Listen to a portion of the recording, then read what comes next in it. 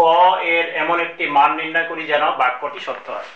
এখানে চারটি সমস্যা দেখতে পাচ্ছ। প্রত্যেকটি সমস্যার সঙ্গে অক্ষর প্রতীক ক এর সঙ্গে সংখ্যা প্রতীক দেওয়া আছে, অর্থাৎ ক এর মান কত হবে সেটি আমাদেরকে নির্ণয় করতে হবে।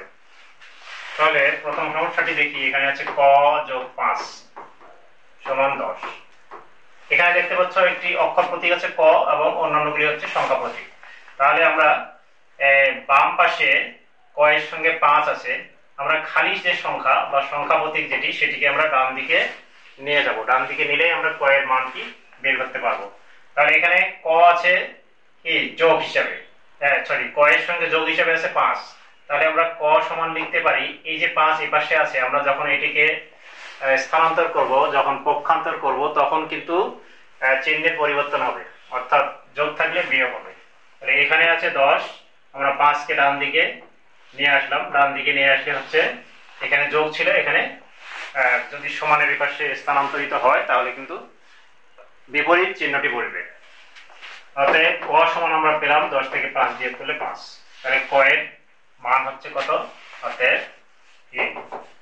কোন মান এখানে বলা আছে মান নির্ণয় করে যেন বাক্যটি সত্য হয়। অর্থাৎ ক সমান নির্ণয় মান হচ্ছে 5। নির্ণয় মান হচ্ছে 5। তাই এইরকম হচ্ছে এখানে আরো 3টি সমস্যা আছে। প্রথমটি হচ্ছে যোগ, পরেরটি বিয়োগ, এরপরে গুণ এবং ভাগ। 4টি প্রক্রিয়া প্রতীক আছে। 4টি প্রক্রিয়া প্রতীকের 4টি সমস্যা এখানে দেওয়া আছে। তো প্রথমটি আমি করলাম। দ্বিতীয়টি হচ্ছে বিয়োগ দিয়ে, দ্বিতীয়টি যেহেতু বিয়োগ দিয়ে আচ্ছা দ্বিতীয়টিও করে দিই। এখানে আছে 48 বিয়োগ ক সমান 23। তাহলে বাম পক্ষে আমরা বা লিখব। এখানে দেখো আমরা যেহেতু ক আছে এই পাশে, ক হচ্ছে ঋণাত্মক বা বিয়োগ, সেহেতু আমরা খালি সংখ্যাগুলোকে এই পাশে নিয়ে এসে করতে পারি। 48, এখানে 23 হচ্ছে ধনাত্মক বা পজিটিভ বা যোগ, তাহলে এই পাশে আসলে হবে বিয়োগ। আর ক এখানে যেহেতু বিয়োগ আছে, এই পাশে গেলে হবে যোগ।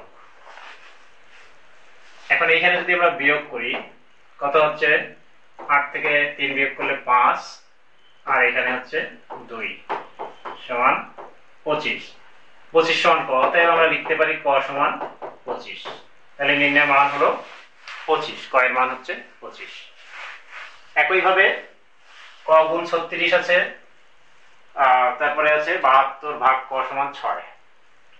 তো এইগুলো আমাদেরকে করতে হবে। যখন আমরা দেখব যে গুণ আছে, যখন গুণ থাকবে তখন গুণের বিপরীত প্রতীক হচ্ছে বা বিপরীত প্রক্রিয়া হচ্ছে ভাগ, অর্থাৎ স্থানান্তর করলে সেটি ভাগ হবে, এবং যোগ থাকলে স্থানান্তর করলে বিয়োগ হবে, বিয়োগ থাকলে যোগ হবে, আর ভাগ থাকলে হবে গুণ।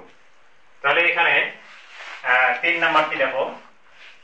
3 নম্বর সমস্যাটি হচ্ছে ক গুণ 2 সমান 36। এখন ক এর সঙ্গে 2 গুণ অবস্থায় আছে, বা আমরা লিখতে পারি ক এইখানে সমান দিয়ে হচ্ছে 36 আগেই আছে, এবং এই যে 2 এখানে গুণ অবস্থায় আছে, তাহলে গুণের বিপরীত প্রক্রিয়া হচ্ছে ভাগ, তাহলে এখানে 2 হবে ভাগ হিসেবে যাবে। অতএব ক সমান আমরা পেলাম 18 দুগুণে 36, 18। একইভাবে 4 নম্বর সমস্যাটি দেওয়া আছে ভাগ হিসেবে, সেটি কিভাবে করতে হবে এটি দেখো। 4 নম্বর হচ্ছে 72 ভাগ ক সমান 6, বা